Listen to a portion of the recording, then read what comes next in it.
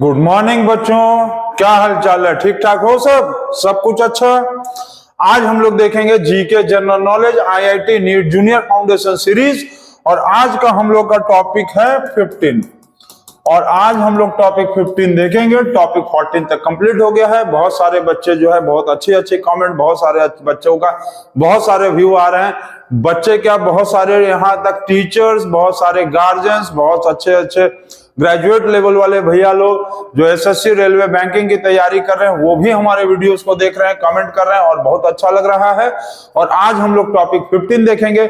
हम लोगों का इस जीके सीरीज में एक मोटिव होता है कि बच्चे को या कोई भी जो इस वीडियोस को देख रहा हो वो अपने अगल बगल के एक जीके के आंसर को देखने के साथ साथ कई चीजों को भी जान ले।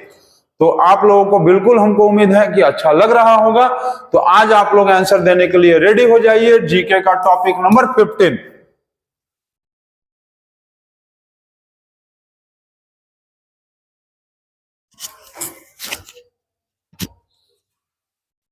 तो स्टार्ट हो जाइए आप लोग। और सबसे पहले आप लोगों को हम एक ट्रिक बता दें, आप एक ट्रिक सीख लो। यदि आप लोगों को नहीं पता है तो आप लोग इस चीज को जान लो।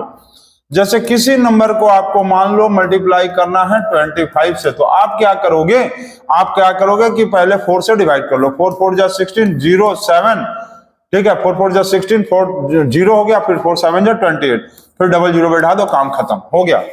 मान लो दिया हुआ है 7284 into 25 से मल्टीप्लाई करना है तो 4 से डिवाइड करो, 18 2 1 डबल 0, खत्म, आ गया आंसर।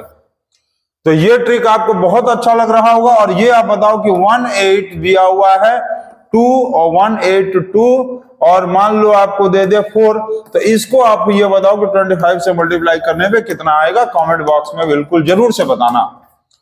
तो ये आप बताते रहिए। और अब आज हम लोग स्टार्ट करेंगे जीके का टॉपिक नंबर 14। फर्स्ट क्वेश्चन आ गया। टॉपिक 14 है ये जीके का आज हम लोग का टॉपिक, सॉरी टॉपिक 15 है, हम 14 बोल रहे हैं, ठीक है। जीके का टॉपिक 15 आज है और टॉपिक 15 का आज हम लोग का फर्स्ट क्वेश्चन देखते हैं। टॉपिक 15, ठीक है। आज हम लोग का जीके का ये टॉपिक 15 का first question, topic 15 first question. वो क्या लिखा है, what is the national currency, yuan is the national currency of which country. बताइए युआन जो है नेशनल करेंसी किस कंट्री का है? तो आपको पता होना चाहिए चाइना का है युआन। क्या है? चाइना का जो है युआन जो है वो क्या करेंसी है, ठीक है। आप ये हमको बताओ अब कि जर्मनी का करेंसी क्या है, जर्मनी के करेंसी का नाम बताओ तो क्या है। और बांग्लादेश के करेंसी का क्या नाम है, बांग्लादेश के करेंसी का क्या नाम है, फट से बताइए। बांग्लादेश का जो करेंसी है, बांग्लादेश के करेंसी का क्या नाम है और जर्मनी का करेंसी का क्या नेम है। आप देखते हैं कौन इसको बता सकता है। अच्छा, एक चीज आपको ये बताएं, हम जैसे चिप्स का फुल फॉर्म आपको पता है। चिप्स का फुल फॉर्म हो गया चाइना, फिर आई फॉर हो गया India, C for China, I for India, P for Pakistan and S for Sri Lanka. कैसा लगा ये आपको, श्रीलंका। तो ये है CH, ये है I, ये है N और ये है A, बन गया चाइना। तो आपको बिल्कुल उम्मीद है अच्छा लगा होगा। और अच्छा लगा, बहुत अच्छा बात है। क्वेश्चन नंबर 2 पे आ जाएंगे हम लोग। क्वेश्चन नंबर 2 दिया हुआ है, Denmark is the known as the father of, डेलबार्ग किसके फादर को कहा जाता है? डेलबार्ग। गेस करो। डेल कंप्यूटर से रिलेटेड है, एंटीवायरस के फादर का नाम है डेलबार्ग। अच्छा, ये बताओ कि सबसे पहला इंडिया में जो सबसे पहला सुपर कंप्यूटर बना था, इंडिया का सबसे पहला फर्स्ट सुपर कंप्यूटर, इंडिया का सबसे पहला फर्स्ट सुपर कंप्यूटर, उसका नाम क्या है? इंडिया का फर्स्ट सुपर कंप्यूटर का नाम क्या है, ये बताओ तो। देखते हैं कौन बता सकता है, ठीक है। आप इंडिया का सबसे पहला सुपर कंप्यूटर का नाम बताओ। और बहुत सारे कंपनी में देखोगे कि जैसे कंप्यूटर की भी एक कंपनी HCL, कंप्यूटर की एक कंपनी है HCL। ये बताओ तो HCL क्या है, इसका फुल फॉर्म। हाइड्रोजन क्लोराइड मत बता देना, इसका आपको फुल फॉर्म बताना है। HCL फुल फॉर्म HCL अब बहुत सारे कंप्यूटर का कंपनी आता है जिसमें का HCL का भी कंपनी का वो आता है कंप्यूटर। आप इसका फुल फॉर्म बताना, हाइड्रोजन क्लोराइड मत बता देना हमको, ठीक है? ठीक है। अच्छा, ये फादर ऑफ कंप्यूटर कौन है ये बताइए। फादर ऑफ कंप्यूटर क्या है? आप इस फादर ऑफ कंप्यूटर कौन है, इसका आंसर लगभग सबको पता होगा। फादर ऑफ कंप्यूटर किसको कहा जाता है? चलिए ये बताइए क्वेश्चन नंबर 4। क्वेश्चन नंबर 3 क्या है? What is the name of the scientist who discovered the penicillin kills the bacteria? चलो जल्दी बताओ।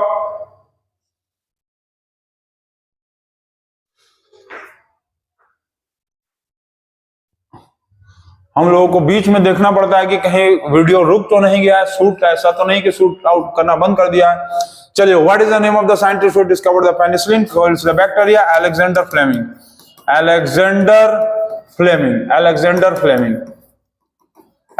फ्लेमिंग जो है पेनिसिलिन का इन्वेंशन किए थे। अच्छा ये बताओ कि पेनिसिलिन तो हो गया, अलेक्जेंडर फ्लेमिंग।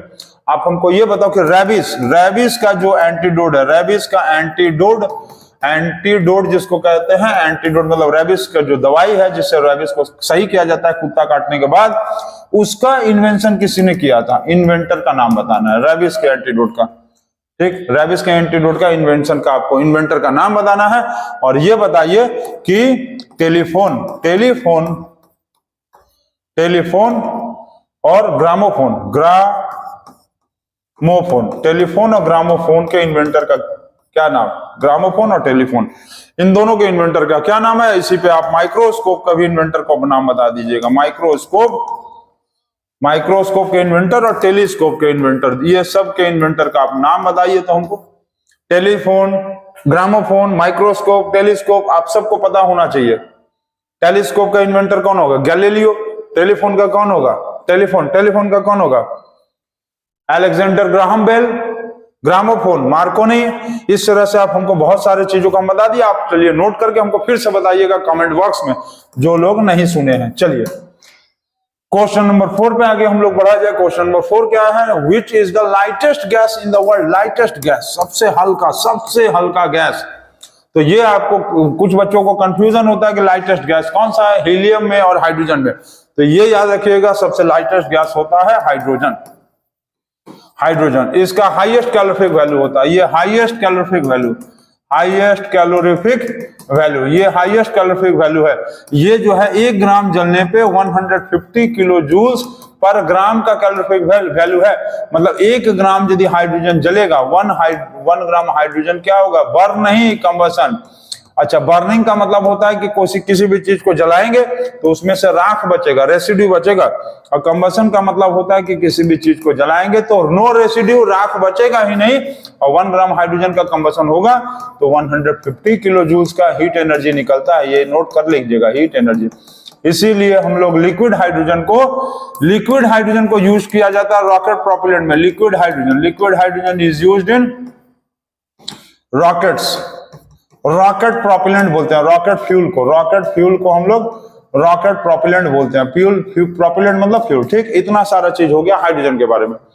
तो ये आप हमको बताइए कि हाइड्रोजन के इन्वेंटर का क्या नाम है? किसने हाइड्रोजन को खोजा था? डिस्कवरर।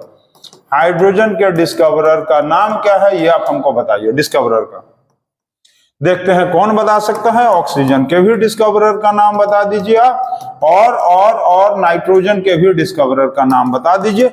ये सारे गैसेस के नाम बताएंगे डिस्कवरर का। और इसके साथ ही साथ आप हमको वाटर के भी डिस्कवरर का नाम बता ही दीजिएगा। वाटर के भी डिस्कवरर का नाम बता दीजिएगा कि किस साइंटिस्ट ने इस सबको डिस्कवर किया था। ठीक है, तो इतना नोट करिए। क्वेश्चन नंबर 4 तक पहुंच चुके हम लोग। क्वेश्चन नंबर 4 हो गया है। अब आ गया क्वेश्चन नंबर 5। क्वेश्चन नंबर 5 क्या दिया हुआ है? तो क्वेश्चन नंबर 5 दिया है, Rudolf Virchow is known as the father of. Rudolf Virchow is known as the father of. जल्दी बताइए। Rudolf Virchow is known as the father of pathology.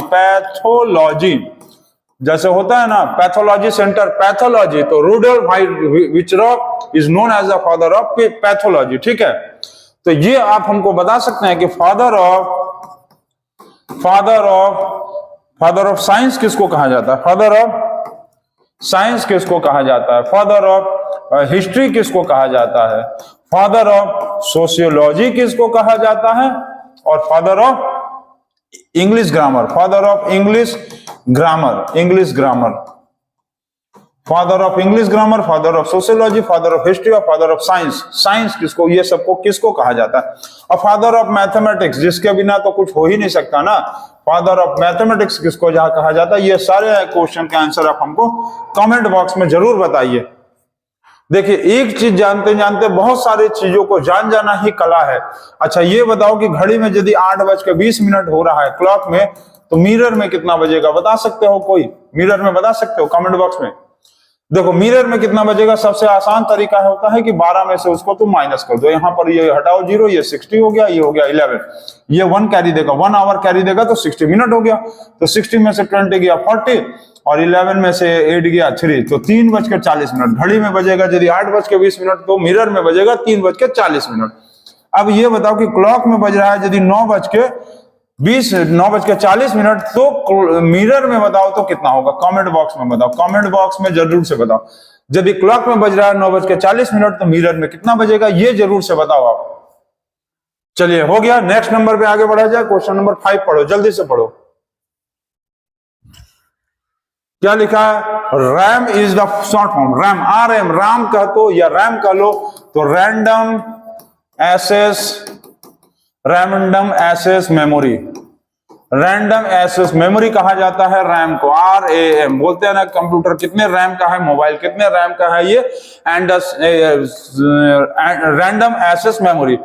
ये बताओ आप, मोबाइल में GB होता है, मोबाइल में MB होता है, मोबाइल में PDF होता है ना, MB, GB और PDF, और मोबाइल में TB भी होता है। इन सब का फुल फॉर्म क्या होता है ये बताओ? GB, MB, PDF और TB, ये सब का आप हमको बताओ कि फुल फॉर्म क्या होता है। चलो जल्दी से बताओ, कमेंट बॉक्स में ये सब हमको बताओ कि क्या होगा। आपको पता है UPS का मतलब क्या होता है? Unlimited power, uninterrupted power supply, uninterrupted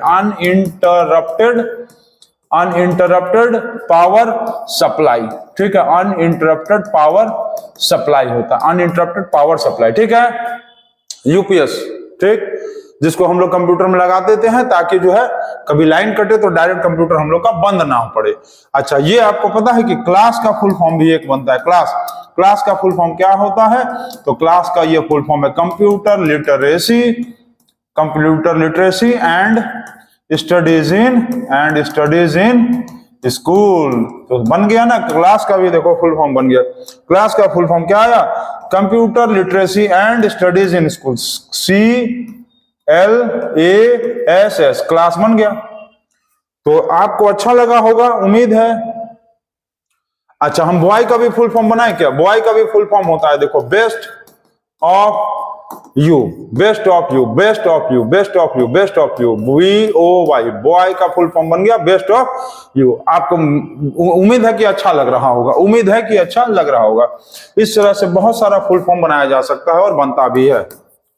Shiv का भी फुल फॉर्म बनता है SHIV, सब हैं इनके भीतर,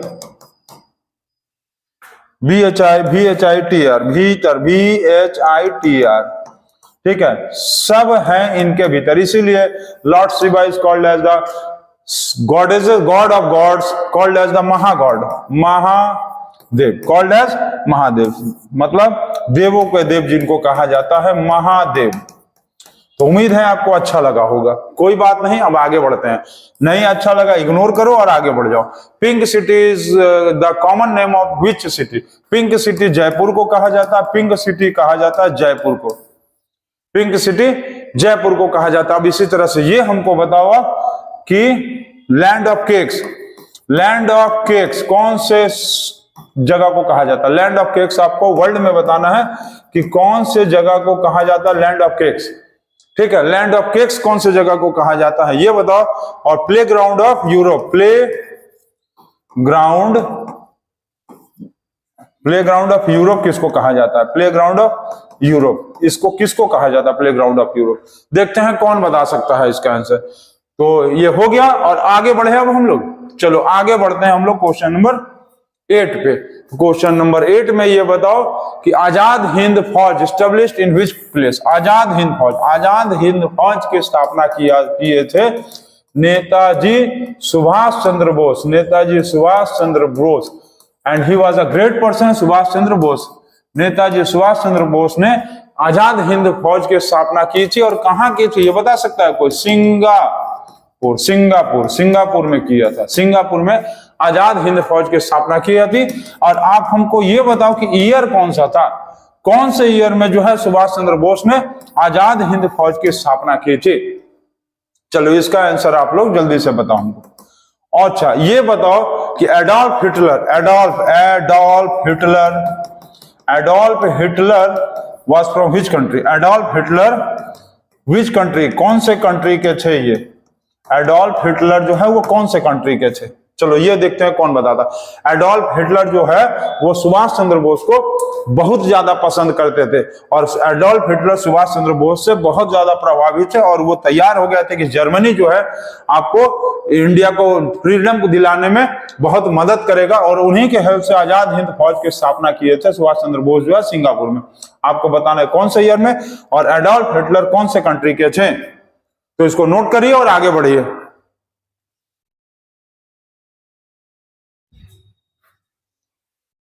चलिए क्वेश्चन नंबर अब हम लोग 9 पढ़ते हैं। क्वेश्चन नंबर 9 क्या दिया है तो लिखा है Bangladesh is separated from which country.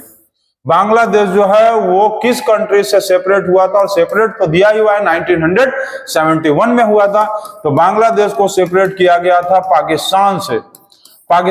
Bangladesh को सेपरेट किया गया था। ठीक है, बांग्लादेश को पाकिस्तान से सेपरेट कर दिया गया था और इसमें सबसे इंपॉर्टेंट रोल टेक पार्ट की थी। मेन रोल जो था वो श्रीमती इंदिरा गांधी जी का था। इंदिरा गांधी जी का था मेन रोल इसमें।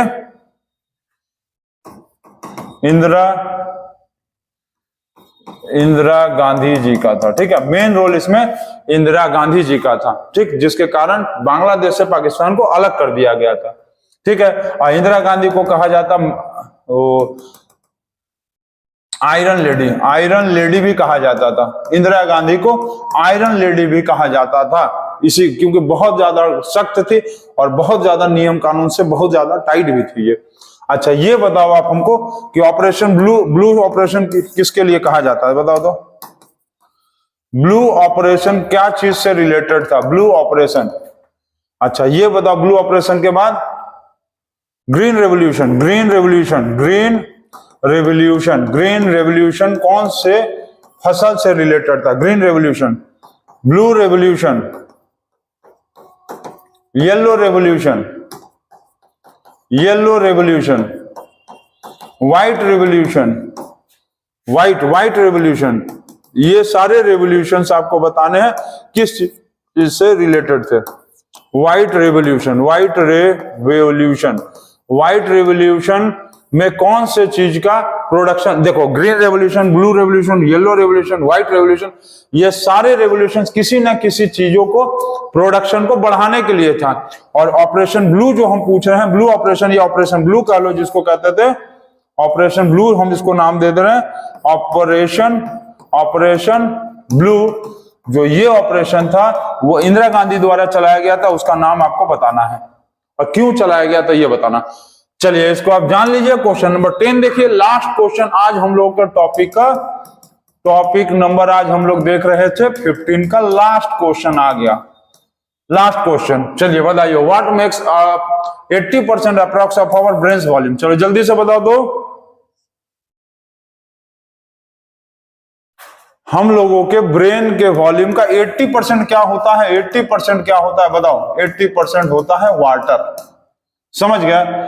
80% होता है वाटर। अच्छा ये बताओ क्वेश्चन में कि which part of our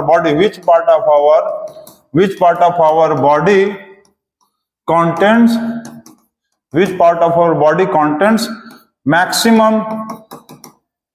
maximum haemoglobin. कौन से बॉडी का कौन सा हिस्सा सबसे ज्यादा हेमोग्लोबिन कंटेंट करता है? और ये बताओ कि ह्यूमन बॉडी में पंपिंग ऑर्गन किसको कहा जाता है? Pumping PUMP P. Pumping organ किसको कहा जाता है ये बताओ, और ये बताओ कि प्यूरिफायर ऑफ ब्लड कौन होता है? Purifier of blood human body में किसको कहा जाता है ये आप बताओ। अच्छा ये बताओ कि सोल्जर ऑफ आवर बॉडी भी किसको कहा जाता है? सोल्जर ऑफ आवर बॉडी, हम लोगों के बॉडी का सोल्जर किसको कहा जाता है? तो ये सारे चीजों को आप बताएंगे और आप लोग इसको सॉल्व भी करेंगे, और कमेंट बॉक्स में ये सारे क्वेश्चंस का आप आंसर बताइए। उम्मीद है कि आप लोगों को जीके का हमारा ट्रिक तरीका अच्छा लग रहा होगा। अच्छा लगेगा चैनल को सब्सक्राइब करिए और प्लेलिस्ट में जाके सारे वीडियोस को आप लोग देख सकते हैं। तो थैंक यू, और आज के लिए इतना ही। अब नेक्स्ट वीडियो में हम लोग टॉपिक नंबर 15 खत्म हो गया, एंड हो गया। अब नेक्स्ट वीडियो में हम लोग टॉपिक नंबर 16 देखेंगे। तब तक के लिए good night and thank you.